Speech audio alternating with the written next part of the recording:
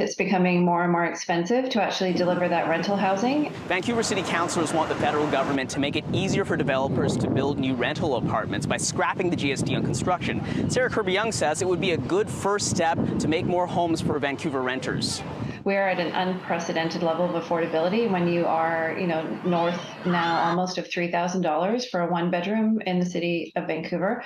Those are crazy rents that are really challenging for anybody to be able to afford. And so if there was ever a time to pull the trigger on eliminating the GST, this is it. Currently in Canada, GST is not applied during the construction of condos, according to an urban planning consultant. However, when a developer builds a rental project, they do have to pay the full GST. But certainly at a time with high construction costs and high interest rates, it further exacerbates the situation. It makes it just a little bit more difficult.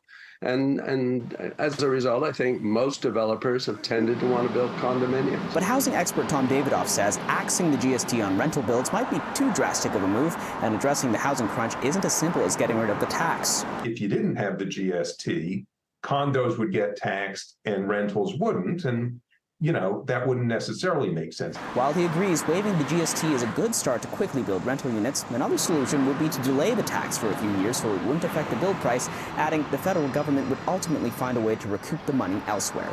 There's no free lunch. These revenues have to come from somewhere. Either there's fewer benefits available to people with low incomes, or people who work for a living pay more, where there's higher sales taxes. Federal Liberal cabinet ministers discussed removing taxes on rental builds during the retreat, and that wrapped up Wednesday. It was one of 10 recommendations to the government on addressing housing affordability. In Vancouver, Kier Junos, City News.